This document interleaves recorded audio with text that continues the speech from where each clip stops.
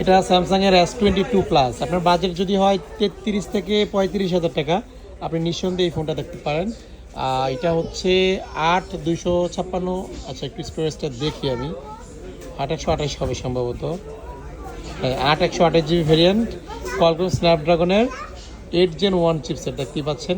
তো all over এটা good condition, physically dual SIM, দুইটা সিম ফিজিক্যালি ইউজ করতে পারবেন এটাতে। আর ফিজিক্যালি কন্ডিশন কিন্তু অনেক ভালো। তো যারা এই ফ্ল্যাগশিপ ফোনটা কিনবেন, গ্যাজেট পেনে যোগাযোগ করবেন। প্রাইসটা আমি ইনবক্সে দিয়ে দিব। ক্যামেরাটা একটু শেয়ার করি, আমি আমাকে নিজেকে একটু দেখাই।